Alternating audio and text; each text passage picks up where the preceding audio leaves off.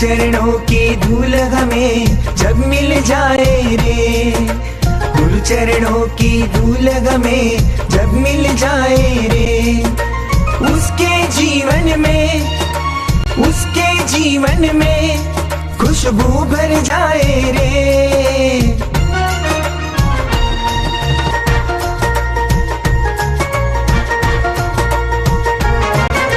सुनील सागर गुरुवर मेरे सबसे प्यारे प्यारे हैं, इनके ही आशीषों से मेरा जीवन रोशन है।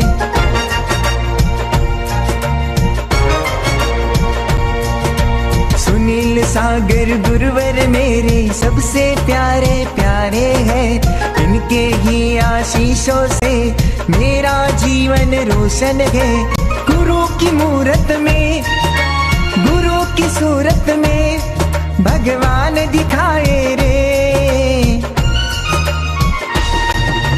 गुरु चरणों की धूल हमें जब मिल जाए रे, गुरु चरणों की धूल हमें जब मिल जाए रे।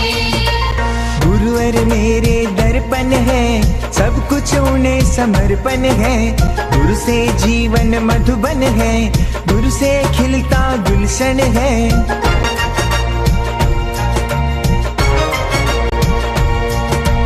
गुरुवर मेरे दर्पण है, सब कुछ उन्हें समर्पण है, गुरु से जीवन मधुबन है, गुरु से खिलता गुलशन है। गुरु ही भक्तों को, गुरु ही शिष्यों को भगवान बनाए रे, गुरु चरणों की धूल हमें जब मिल जाए रे, गुरु चरणों की धूल हमें जब मिल जाए रे।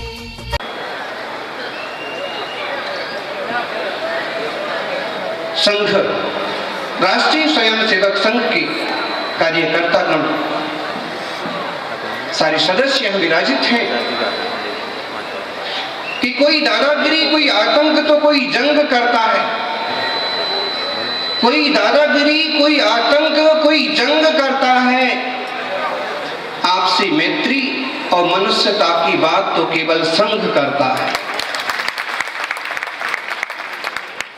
दुनिया में तरह तरह के लोग हैं, तरह तरह के ग्रुप हैं, और कई लोग सिर्फ आतंकवाद पर उतारू रहते हैं, कई लोग सिर्फ दादागिरी करते हैं, कई लोग सिर्फ गुंडागर्दी करते हैं, लेकिन राष्ट्रीय स्वयंसेवक संघ मैत्री भाव के साथ समाज सेवा का काम करता है। धर्म और देश की सुरक्षा के लिए सावधान रहना। यहाँ 1925 में दशहरे पर इसकी स्थापना हुई। केशव बलिराम हेगड़े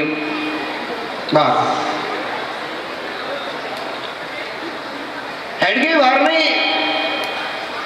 90 साल पहले इस संगठन की स्थापना की। उस समय थोड़े से लोग थे, और कोई भी चीज गंगा भी हिमालय से निकली है तो छोटी सी धारा है, नर्मदा भी अमरकंटक से निकली है तो छोटी सी धारा, बोर्डिंग भी जब शुरू हुआ था तो छोटे से थोड़े से विद्यार्थी थे। और हम देखें कि कोई भी काम जब प्रारंभ होता है तो छोटा ही होता है, लेकिन सद उद्देश्य, सच्ची मानसिकता, समाज सेवा, देश सेवा के लिए किया जाता है तो वह अपना बड़ा होता है, बढ़ता चला जाता है। और आज देश भर में संघ काम कर रहा है। आपदाओं विपदाओं के समय लोगों की सेवा के लिए उपस्थित रहने वाले इस युवक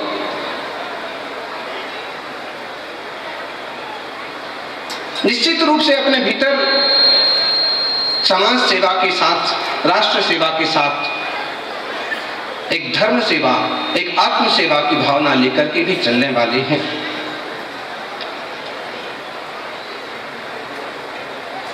हेडगेवार के बाद माधव सदाशिव गोलवलकर गुरु जी, उनके बाद बाला साहेब देरस, उनके बाद राजेंद्र सिंह रज्जू भैया, उनके बाद सुदर्शन, और आज मोहन भागवत इस संघ का नेतृत्व कर रहे हैं।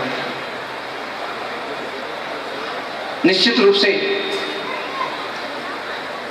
श्री भागवत के मार्गदर्शन में देश में सांस्कृतिक सौहार्द, आध्यात्मिक विरासत, सामाजिक समरसता और निजी नैतिक मूल्यों की रक्षा करता हुआ यह संघ निरंतर उन्नति करेगा।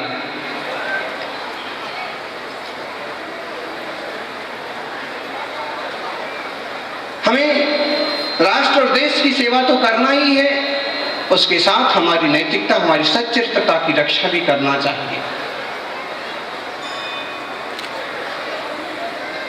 आदमी कोई भी धन से महान नहीं होता है, कोई भी वैभव से महान नहीं होता है, ऊंची हवेली में रहने से कोई महान नहीं होता है।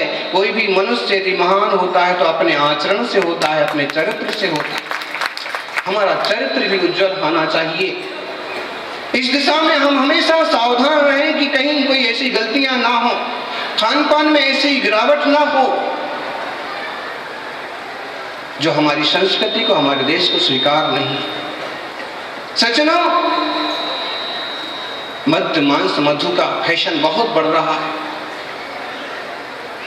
लोग शराब पीते हैं, लोग मांस खाते। पिछले दिनों तो बीफ पर, गौ मांस पर भी इतनी वकालत हुई कि शायद कोर्ट में किसी केस की भी इतनी वकालत नहीं हुई होगी। चारा खा जाने वाले लोग अब गाय खाने की बात भी कर रहे हैं। बड़ा दुर्भाग्य है। वोट के लिए लोग कुछ भी करते हैं। आध्यात्मिक मूल्यों की रक्षा करिए, अहिंसा की रक्षा करिए। अहिंसा परमो धर्मा महाभारत का प्राचीन सूत्र है। आज महावीर स्वामी के नाम से ये सूत्र सारे जग में विख्यात है। अहिंसा परम धर्म है, और अहिंसा परम धर्म का तात्पर्य है कि सिर्फ मनुष्यों की अहिंसा नहीं, मनुष्यों की रक्षा नहीं, अपितु देश की संस्कृति की रक्षा, अपितु देश के पर्यावरण की रक्षा, पशु पक्षियों की रक्षा। यहाँ तक कि हम तो वो लोग हैं कि पेड़ पौधों की रक्षा के लिए हम पेड़ पौधों की पूजा तक करना चालू कर देते हैं। पेड़ पौधों की रक्षा। सज्जनों, खान पान की शुद्धि का पूरा ध्यान रखिए। इंटरनेशनल कंपनियां, अंतरराष्ट्रीय कंपनियों के खाद्यान्न बाजार में बहुत चीजें उपलब्ध हैं। दूसरे देशों की कंपनियों के बिस्किट्स हैं, नमकीन हैं, लेकिन उनमें क्या पड़ा हुआ, आप क्या खा रहे हैं, इस पर भी तो विचार करिए। हमने संकल्प कर लिया हम कभी मांसाहार नहीं करेंगे, शुद्ध शाकाहार का पालन करेंगे। बहुत अच्छा काम किया है, लेकिन आप देखिए तो सही कि बाजार में की चीजों में क्या क्या आ रहा है। होटल के बाहर खड़े होकर के चाइनीज खा रहे हैं, उसमें कौन कौन से जानवरों का सत्व मिला हुआ। पिज्जा खा रहे हैं तो उसमें क्या गौमांस की परत लगी हुई है। चॉकलेट खा रहे, बिस्कुट खा रहे, तो मालूम तो पड़ना चाहिए आखिर हम खा क्या रहे हैं। ऐसा तो नहीं एक तरफ हम गौ माता की जय जयकार कर रहे हो और गौ रक्षा के लिए एक तरफ हम शस्त्र लेके खड़े हो और दूसरी तरफ धोखे से हमको ही वैसी कोई चीज खिला दी जा रही हो। बड़े संभल करके चलने की जरूरत है। इस संक्रमण काल चल रहा है। यदि आप प्रज्ञावान नहीं हैं, विवेकवान नहीं हैं, तो कोई भी व्यक्ति आपको कुछ भी खिला के चले जाएगा, वो भी मुफ्त में नहीं, आप पैसा दे करके खरीदोगे, खाओगे। स्वदेशी अपनाइए, स्वदेशी चीजों की कीमत कीजिए। नहीं, हमें विदेशी चाहिए। मोबाइल रहता है लोगों के पास, अधिकतम विदेशी कंपनियों का मोबाइल। स्वदेशी कंपनियों ने भी तो इजाद किया है मोबाइल, स्वदेशी कंपनियों ने भी तो सुपर कंप्यूटर तक बनाया है, स्वदेश में भी तो तरह तरह की अच्छी चीजें हैं। तुम्हें क्या जरूरत है चाइनीज की और विदेशी चीजों की। आज भारत के इलेक्ट्रॉनिक बाजार में ज्यादा से ज्यादा किसका माल बिकता है? चाइना का। खरीदने वाले कौन है? हम कहते हैं सरकार रोजगार उपलब्ध कराए, सरकार रोजगार उपलब्ध कराए। सरकार कितने रोजगार उपलब्ध कराएगी? सरकार अपने हिसाब से चलेगी, अपने हिसाब से उसकी व्यवस्था बनाएगी। आखिर रोजगार को हम खुद ही समाप्त किए जा रहे हैं। बाहर की चीजें मंगवा रहे हैं, बाहर चीज का उपयोग कर रहे हैं, बाहरी चीज को खान पान में उपयोग कर रहे हैं। यहाँ तक कि हमारे खेतों में भी टोटल मशीनें आ गई, बैल का कोई काम नहीं। ध्यान रखना, आप कहेंगे महाराज जी पुराने जमाने की बात कर रहे हैं। बैल जो काम 8 घंटे में करता है वो ट्रैक्टर से 1 घंटे में हो जाता है। हमें मॉडर्न बनना चाहिए, मॉडर्न तो बनना चाहिए, लेकिन गाय बैल भैंस पशु पक्षियों की रक्षा करना चाहिए, उनको घर में रखना चाहिए और उनकी सेवा करना चाहिए। जहाँ गाय बैल भैंस का मूत गिरेगा वहां पर एक बीज की जगह 10 बीज उगेंगे, और जहाँ ट्रैक्टर का डीजल गिरेगा उतनी भूमि उतनी मिट्टी बंजर हो जाएगी। हम क्या कर रहे हैं, हमें खुद ही तो सोचना है। इस ढंग से अपनी सोच विकसित कीजिए जिससे हम सब तरफ से देश के हित में काम कर रहे हों।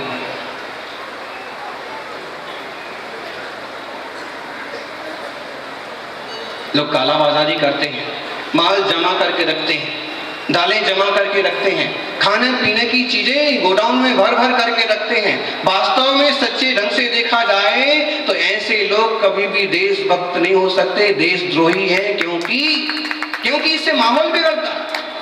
कई लोग ऐसे, सारी दुनिया में 1% लोग ऐसे हैं जिनके पास सारी दुनिया का आधा धन जमा, और बल्कि दुनिया के 1% लोग ऐसे हैं कि सारी दुनिया का 99% धन उनके पास है, और 99% जनता ऐसी है कि जिसके पास सिर्फ 1% धन है। और इस तरह की विषमता पैदा करने वाले कोई भी लोग हों, सच्चे अर्थों में मनुष्य कहलाने के अधिकारी नहीं है। सज्जनों, समझना। आप कहेंगे हम क्या करेंगे? ध्यान रखना, कोई भी काम इकाई से चालू होता है, ना हेड के बार होते और ना आज संघ होता। एक आदमी ने 1 करोड़ स्वयंसेवक खड़े कर दिए।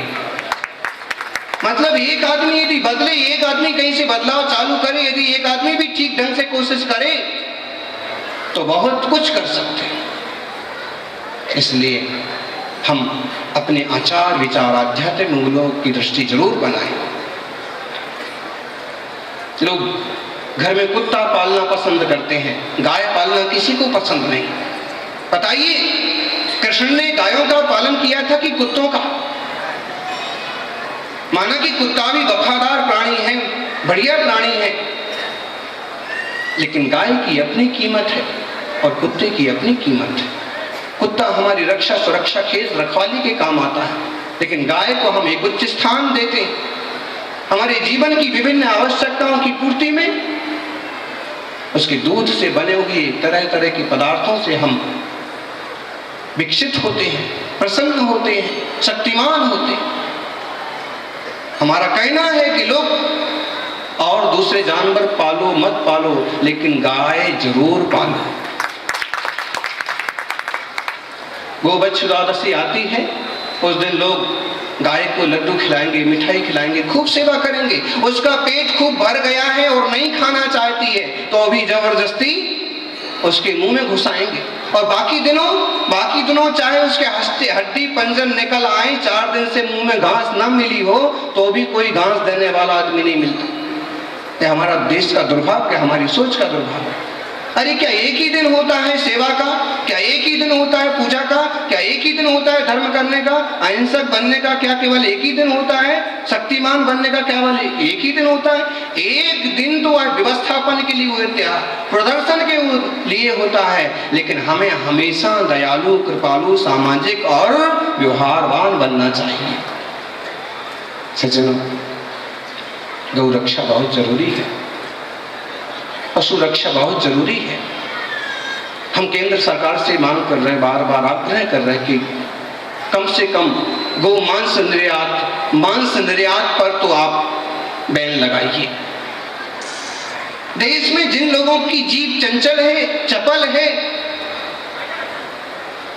जिनको नहीं चलता है बिना इस गंदी चीज को खाए, वे कुछ भी खाएं, लेकिन कम से कम विदेशों में मांस भेजना ये तो कम से कम बंद हो जाए तो हजारों प्राणियों की रक्षा हो, हजारों जीवों का कल्याण। और गौ की रक्षा कैसे करना वो तो आपको खुद को सोचना पड़ेगा। बूढ़ी हो जाती है गाय तो हम थोड़े से पैसों के लोक में कहीं तक बेच आते। अरे दूध नहीं देगी कोई बात नहीं, दूध गाय का दूध अमृत है, लेकिन गाय का मूत्र का भी लोग आज औषधि के रूप में प्रयोग करते हैं, और गाय के गोबर की भी तरह तरह की चीजें, खाद्य के काम, खेत में खाद डालने के काम तो आता ही है, खत के काम तो आता ही है। बाकी आज उसके और प्रयोग कर लिए कुछ लोगों ने, उसका गत्ता बनाते हैं, पुट्ठा बनाते हैं, कागज बनाते हैं, उसकी धूप बत्ती बनाते हैं, अगरबत्ती बनाते हैं। यदि आप चाहें, अपन सोचे तो क्या नहीं हो सकता। लघु उद्योगों को और विकसित किया जाए, और जो चीजें हम बाहर से खरीद रहे हैं, जो हम विदेशी चीजों पर निर्भर हैं, उन चीजों को थोड़ा गौण किया जाए, स्वदेशी अपनाइए।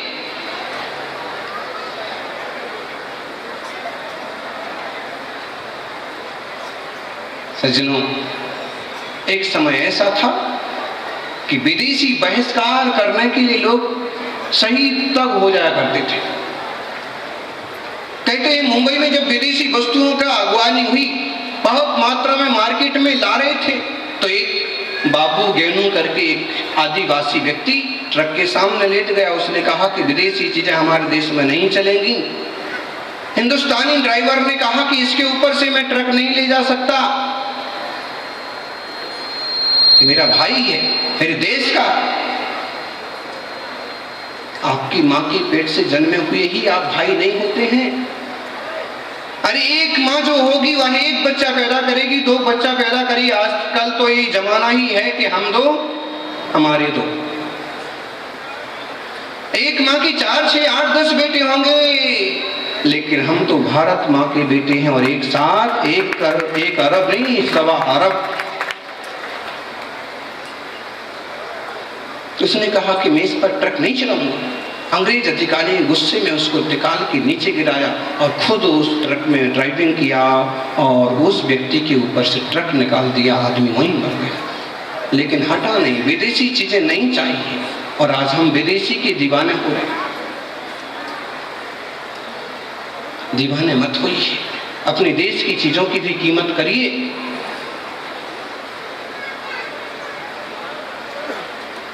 हाइब्रिड पर मत जाइए, सब चीज एकदम आजकल हाइब्रिड हो गई। हाइब्रिड खाएंगे तो आप भी हाइब्रिड हो जाएंगे। शुद्ध खाना,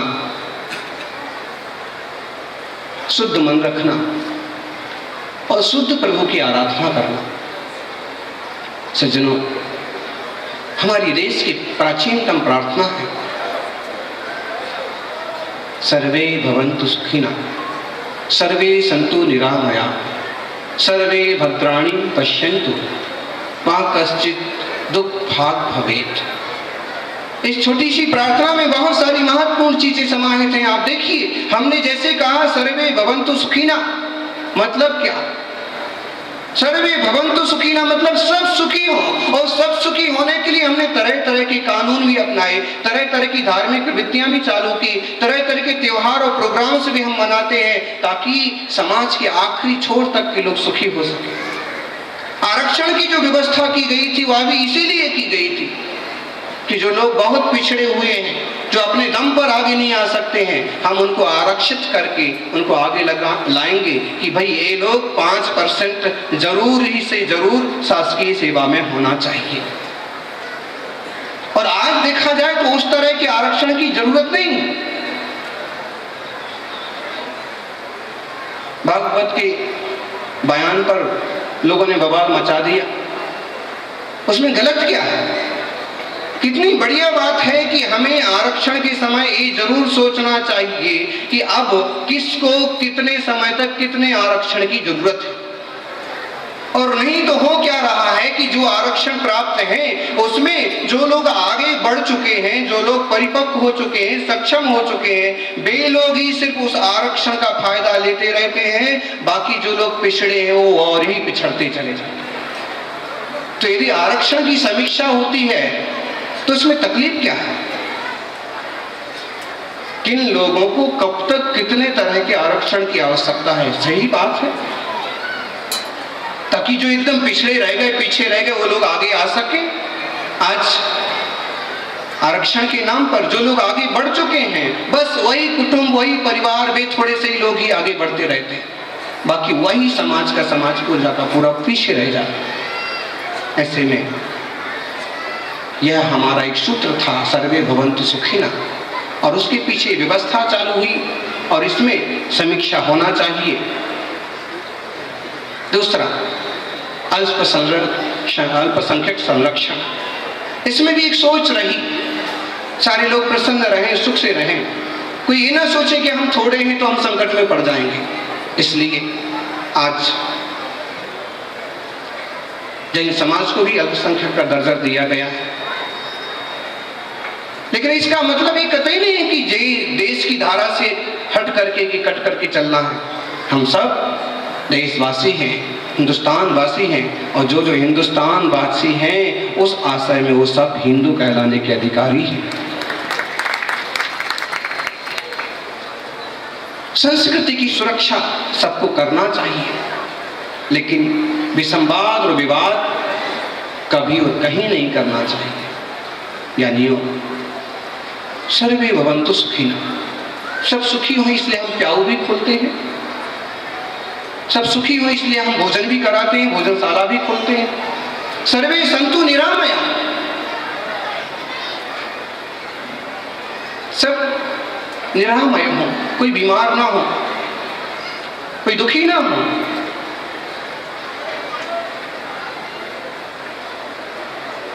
जिनको मिल रहा है उन्हें नहीं पता, ऐसे लोग भी हैं कि सिर्फ बुखार की एक दवा नहीं उपलब्ध होने से प्राण तक निकल जाते हैं।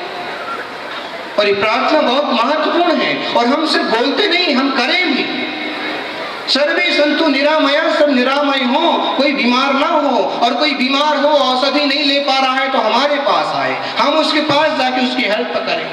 नेत्र शिविर लगाया जा रहा है, शरीर की चेकिंग का शिविर लगाया जा रहा है, मौसम की बीमारियों के लिए काढ़ा औषधि बांटी जा रही है। और सच में देखा जाए तो सर्वे भवन्तु सुखिनः प्रार्थना का ही सच्चा प्रैक्टिकली रूप है। मंदिर में जाके भगवान के सामने श्लोक पढ़ लेना उतना महत्वपूर्ण नहीं है जितना कि जनता के सामने जाके उसकी जरूरत की पूर्ति कर देना। नर सेवा नारायण सेवा जरूरी है। किसको कहां कितना कैसी चीज की जरूरत है, हम किसकी सहायता और हेल्प कर सकते हैं, वहां मौके पर कर देना सच में वही धर्म का एक श्रेष्ठ रूप है। सर्वे सन्तु निरामया, हम देखें निरामय की भावना करने वाले लोग भी कितनी आतिशबाजी नहीं छोड़ते। आप देखिएगा अभी आतिशबाजी होगी जिन दिनों में, उन दिनों सबकी अधिकतम लोगों की नाक रुक जाएगी, साइनस प्रॉब्लम हो जाएगा, सर्दी खांसी हो जाएगी, कंठ अवरुद्ध जैसा मालूम पड़ेगा, एक तरह का बुखार मालूम पड़ेगा। और यह बारूद जब आदमी तक का स्वास्थ्य बिगाड़ देती है तो प्रकृति की क्या दशा होगी, पशु पक्षियों का क्या होगा। बारूद जलाने की परंपरा हमारी देसी परंपरा नहीं है। बारूद का आतिशबाजी का आविष्कार हमने नहीं किया। जब प्रभु राम पधारे थे तो हमने दीपक जलाए थे, जब प्रभु महावीर को मोक्ष हुआ था तो हमने दीपक जलाए थे। और हमारी पद्धतियां तो सिर्फ दीपक जलाने की रही है, बाजा बजाने की रही है, बारूद जलाने की नहीं। झांसड़ी का प्रसंग हमको बहुत अच्छा लगा। झांसड़ी की कितनी बढ़िया परंपरा, सामान्य लोग क्या कर रहे हैं उसको छोड़िए, लेकिन सामाजिक स्तर पर जो कार्यक्रम हो रहा है रावण दहन का, उसमें रावण का कोई दहन नहीं होगा। कौन बचा है आज राम जो रावण को जलाए? बताइए किसकी औकात है? नकली कपड़े पहन लिए, नकली मुकुट लगा लिया, राम बन गए। राम क्या चीज है? राम किस प्रभु का नाम है, उस पर गौर कीजिए। रामलीला में नाटक करते हैं, एक बार जम जाता है, चल जाता है, लेकिन उस रूप का दुरुपयोग करना बिल्कुल सही नहीं।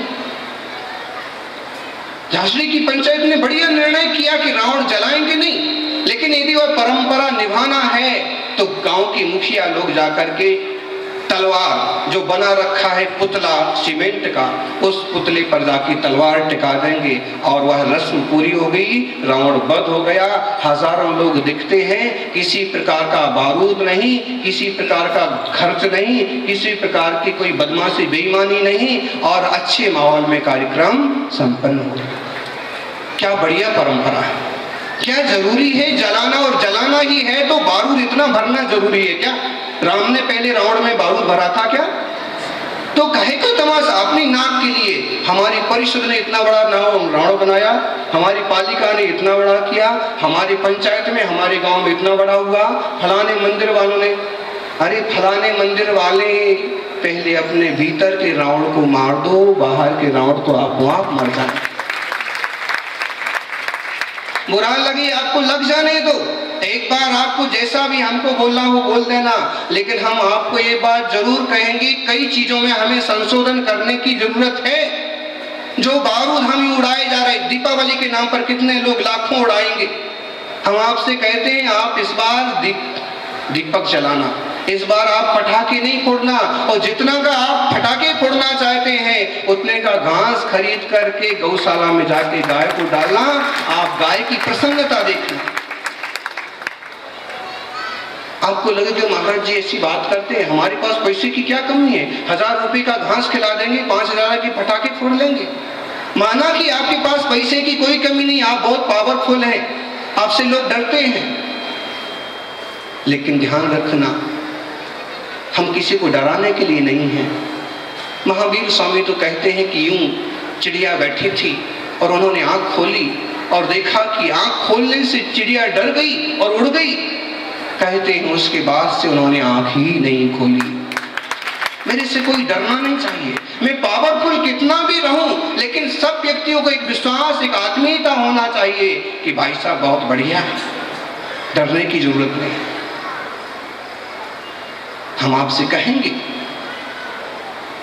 वो पतंग का प्रोग्राम होता है, आप कहो कि महाराज जी भारतीय कार्यक्रमों के उत्सवों की आप कटौती करने की बात क्यों करते?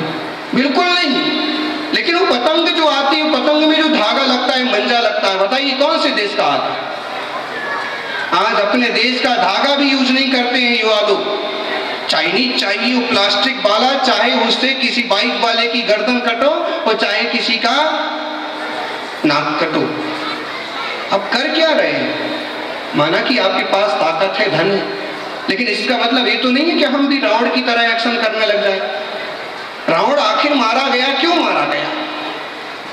सबको मालूम है, और लोग कहते हैं कि रावण भी पंडित था, रावण भी बड़ा बुद्धिमान था, रावण भी प्रभु का भक्त था, और ये सब होने के बाद मारा क्यों गया? क्योंकि जीवन में अपनी शक्ति का दुरुपयोग किया और जो कुछ नहीं करना चाहिए वो काम किया। इसलिए हम प्रोग्राम भी मनाएं, कार्यक्रम भी करें, उत्सव भी करें, लेकिन उत्सव भी एक नियोजनबद्ध तरीके से अच्छा रूप दे करके कम से कम खर्च और कम से कम हिंसा में पूरा हो जाना चाहिए। आपको मालूम है ये सब दिगंबर निरंथ नंगे मुनिराज बैठे हैं, कपड़े क्यों नहीं पहनते? क्यों नहीं पहनते? अहिंसा का पालन करते हैं, सही बात है, परिग्रह का पूरी तरह से त्याग है, वो भी सच्ची बात है, कोई भी परिग्रह अपने पास नहीं रखते हैं। तन पर लंगोट नहीं और मन पर कोई खोट नहीं।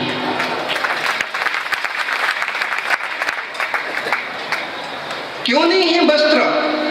प्राचीन ऋषि मुनियों की परंपरा का अनुसरण करने वाले संत पुरुष आपके सामने विराजे हैं, तरह तरह का रंग रूप बना करके आ जाते होंगे बाबा लोग, आप उनकी कितनी मान्यता करते हैं आप जानो, लेकिन एक बात ध्यान से सुन लीजिए, कठोर तक तपस्या करने वाले, श्रेष्ठ साधना करने वाले और अपनी आत्मा की शुद्धि और प्रभु के समर्पण में वस्त्र तक का त्याग कर देने वाले एकमात्र नृगंथ मुनि ही होते हैं। माना कि वस्त्र तक नहीं है, ताकि धोना ना पड़े, ताकि पहनना ना पड़े, ताकि मांगना ना पड़े, ताकि हाथ ना फैलाना पड़े, सुरक्षा ना करना पड़े। एकदम फक्कड़ बाबा पूरी तरह से, जिनको अच्छा लगे अच्छा लगो, बुरा लगे बुरा लगो। ये तो देश उन ऋषि मुनियों का है जिन ऋषि मुनियों के चरणों में राजा महाराजा चक्रवर्ती तक जाके प्रणाम करते थे और जिनके अपने पास कुछ नहीं होता था। जिन जिन लोगों ने जोड़ा है, राम ने भी प्रणाम किया है तो रावण को नहीं किया, जबकि रावण के पास ज्यादा धन था, ज्यादा शक्ति थी। राम ने प्रणाम किया तो वशिष्ठ मुनि को किया, गुरु को किया।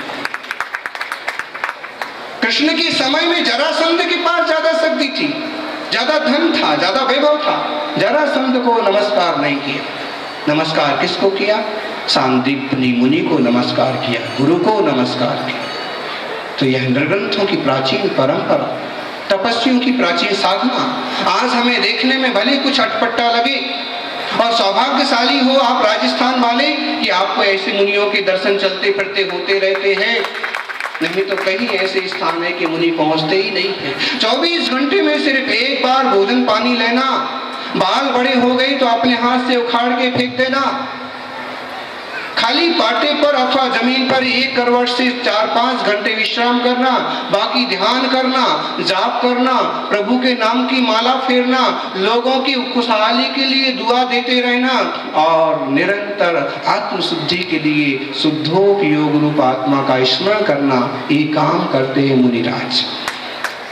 आप कहोगे भरत जी करते क्या होंगे? फिर ये रूम में बैठ जाते होंगे, मंदिर में बैठते होंगे तो क्या करते होंगे? हैं? आप घर जाके क्या करते हो?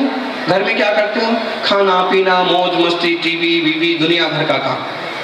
लेकिन मुनियों के लिए तो सिर्फ एक ही काम है, एक तो मैं, मेरा आत्मा, और दूसरा परमात्मा। परमात्मा का ध्यान, चिंतन, मनन, स्वाध्याय, ऐसे यह मुनियों की साधना। सज्जनों, हम आतिशबाजी से, पटाखेबाजी से भी बचें, जल का संरक्षण करें। आज देखिए डॉक्टर फिनाइल और तरह तरह के जहर आते हैं। आप नाली की सफाई में, घर की सफाई में, रसोई घर की सफाई में इतने तरह का जहर का, बर्तन तक की सफाई में जहर का प्रयोग कर रहे हैं, कपड़े की सफाई में। अब बताइए, इस सारा का सारा नाली में जाएगा, पानी के माध्यम से जाएगा, वही पानी तो वापस खेतों में जाएगा, वही पानी तो कहीं ना कहीं जाके वापस हमारे शरीर में जाएगा। हमारा क्या होगा? जरा सा कुछ हुआ नहीं कि खेत में जहर डाल दे। जहर मत डालिए, गोबर डालिए, पशुओं का मूत्र डालिए। पशुओं का मूत्र, गोमूत्र डालने से भी कीटाणु पैदा नहीं होते। अहिंसक जैविक खेती करिए।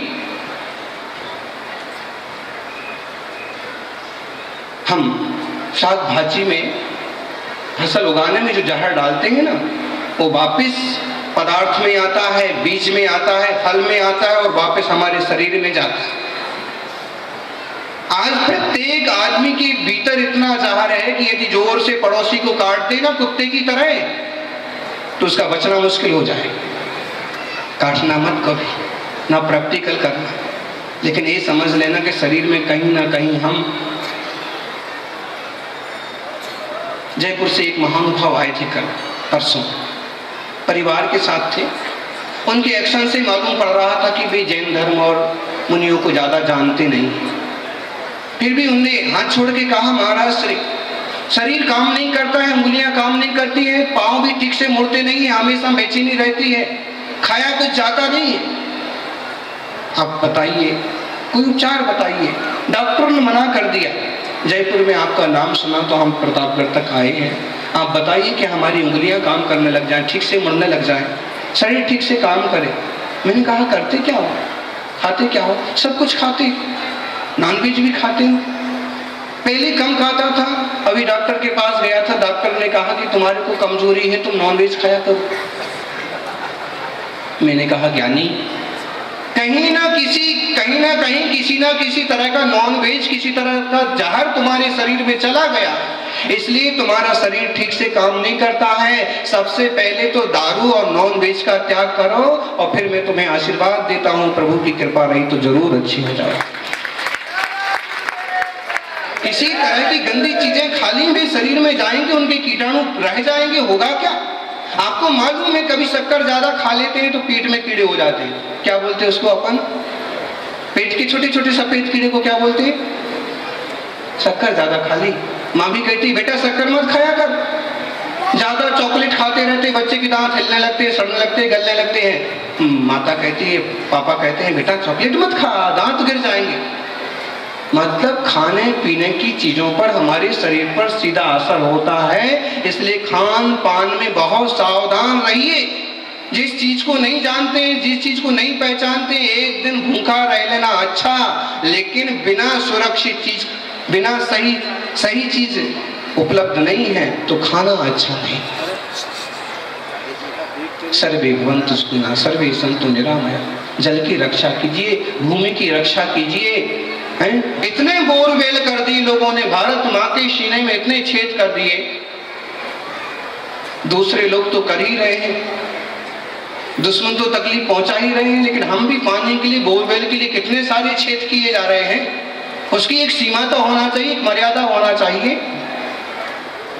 जल की, भूमि की रक्षा कीजिए, वायु की रक्षा कीजिए,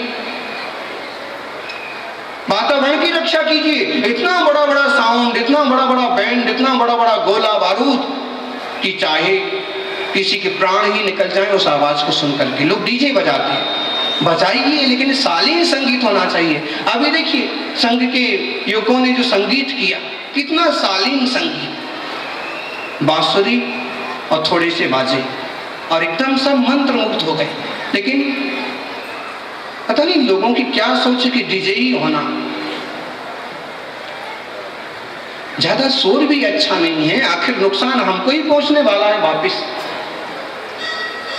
वायु का, वातावरण का प्रदूषण करिए, प्रदूषण बंद करिए। जल का, वायु का, पृथ्वी का, भूमंडल का, आवाज का, ये प्रदूषण कम करिए। गाड़ी भी कम चलाइए, 4 कदम जाना है वो बस फटफटिया पर बैठे और चल दिए। अरे तुम्हारे पांव किस लिए दिए हैं? बेटे ने कहा पापा मेरे को गाड़ी दिला दो, इस बार मुझे गाड़ी जरूर दिला दो। आपने कहा था ना, अरे मैंने कहा था तुम पास हो जाएगा, तुम कम फर्स्ट नंबर आएगा तो दिलाऊंगा। अरे भले मैं फेल हो गया, लेकिन आपने कहा था मुझे गाड़ी दिलाना पड़ेगी। पापा ने कहा नहीं दिलाऊंगा। इतने में पापा के मित्र आ गए। उसने विचार किया अब बोलेंगे तो इसके सामने ही जरूर हाँ बोल देंगे। होता है ना, भिखारी खाली भीख मांगने आए, आप अकेले खड़े हो तो मुश्किल है कोई दे भी, लेकिन आप 4 जन के साथ खड़े हैं और भिखारी आएगा तो आप जरूर देखो। 4 लोगों को मालूम पड़ना कि मैं देता भी हूँ। प्रदर्शन के लिए लोग बहुत काम करते हैं, प्रदर्शन के लिए मत करिए, समाज के लिए करिए, देश के लिए करिए, परिवार के लिए करिए तो सही। पापा मेरे को गाड़ी दिला दो। जैसा बेटा था वैसे ही पापा थे। पापा ने दोस्त का लिहाज किए बिना कह दिया, काहे के लिए चाहिए गाड़ी? कॉलेज जाने के लिए चाहिए। अरे 4 कदम पर तेरा कॉलेज है, 2 पांव भगवान ने किस लिए दिए? जैसा बाप वैसा बेटा। बेटा बोलता है भगवान ने 2 पांव दिए हैं, एक पांव ब्रेक पर रखना, दूसरा पांव एक्सीलेटर पर रखना, गियर पर रखना। 2 पांव इसलिए दिए हाथ से, 2 पांव काहे के लिए दिए? थोड़े चलो फिरो ना, रोज शाखा में जा पाते हैं अच्छी बात है, और नहीं भी जा पाते हैं तो कुछ पैदल चलिए, दौड़िए, भागिए। गाड़ी ही उपयोग मत कीजिए, क्योंकि गाड़ी से निकलने वाला धुआं भी नुकसान पहुंचा रहा। देशभक्ति के 1000 तरीके हो सकते हैं। आप तो क्या कहें हम आपसे, लेकिन पूछो तो सच्चे देशभक्त तो हमने हैं कि देश के लिए सब कुछ छोड़ दिया। कपड़े भी नहीं लेते हैं, चीजें भी नहीं लेते हैं, घर भी नहीं लेते हैं, जमीन भी नहीं लेते हैं, कहीं कब्जा करके भी नहीं रखते हैं, और यूं निकल जाते हैं गांव-गांव जा करके लोगों को समझाते हैं, बुझाते हैं, धर्म की, देश की, समाज सेवा की भावना उसके भीतर जगाते हैं। आप तो देशभक्ति कर ही रहे हैं, लेकिन हम उसमें और प्योर होने की कोशिश करें। सज्जनों, सर्वे भद्राणि पश्यन्तु, सर्वोदय और अंत्योदय की एक परिकल्पना भी हमने की है। सब कल्याण को देखें, सब सुखी रहें, गौरक्षा हो, स्वदेशी का प्रयोग हो। मां कश्चित दुख भाग भवे, कोई भी दुखी ना हो। हम भावना तो करें, भावना के साथ प्रैक्टिकल भी करें। कोई दिख गया दुखी और हम संभाल सकते हैं तो तुरंत संभालिए उसको। मां कश्चित दुख भाग भवे, यह मंत्र हम याद रखें और अपनी शक्ति को बढ़ाएं, अपनी भक्ति को बढ़ाएं, अपनी नैतिकता को बढ़ाएं, अपनी आध्यात्मिकता को बढ़ाएं।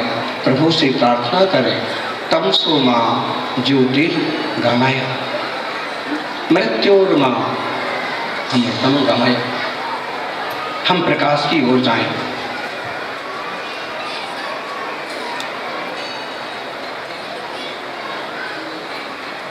हम विकास की ओर जाएं। संघ ने देश विकास में बहुत काम किया और निरंतर जारी है। आज आप देखिए कि अटल जी हो गए, आडवाणी हो गए, कि नरेंद्र मोदी, कि गुलाब चंद कटारिया जैसे लोग भी कहीं ना कहीं संघ से ही पैदा हुए हैं। संघ ने ऐसे लोग तैयार किए जो नीति राजनीति देश सेवा में और लोगों से कहीं कम नहीं है। इसलिए निरंतर आपसी मैत्री भाव, सामंजस्य, मानवता, दयालुता, करुणा और सद्भावना जैसी भावनाओं और गुणों को बढ़ाते हुए हम वर्धमान हों। भारत के इस भारत में हम निरंतर देश और समाज की सुरक्षा करते हुए आत्मशुद्धि के लिए पुरुषार्थ करें और ये कहेंगे कि कोशिश करिए, कोशिश करने वालों की कभी हार नहीं होती। कि जलाने से चिराग जला करते हैं, जलाने से चिराग जला करते हैं, खिलाने से फूल खिला करते हैं। सपने के माल भी सपने में नहीं बनते। युवाओं, जिस दिशा में भी बढ़ना है लक्ष्य निश्चित करो और पावर से काम करो। बड़े बुजुर्गों का सम्मान करो। चलाने से चिराग जला करते हैं, खिलाने से फूल खिला करते हैं। सपने के महल भी सपने में नहीं बनते, सपने के महल भी बनाने से बना करते हैं। सपने के महल भी बनाने से बना करते हैं। हमारा देश का निर्माण का जो सपना है वह निरंतर सुविकसित हो, ऐसी मंगल भावना के साथ जय बोलिए जिनवाणी भारती माता की।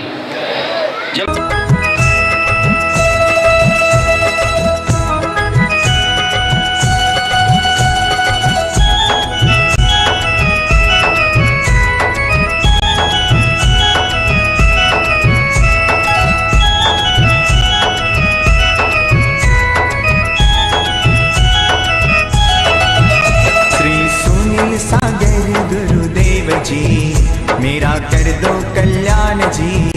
मैं तो अटक गया रे, मैं तो भटक गया रे, मैं तो अटक गया रे, मैं तो भटक गया रे। मोह माया के, मोह माया के, मोह माया के जाल में। श्री सुनील सागर गुरुदेव जी, मेरा कर दो कल्याण जी। श्री सुनील सागर गुरुदेव जी, मेरा कर दो कल्याण जी। जय हो गुरुवर, जय हो गुरुवर, जय हो गुरुवर, जय हो गुरुवर। हमरा भक्तों में, हमरा भक्तों में नाम रे।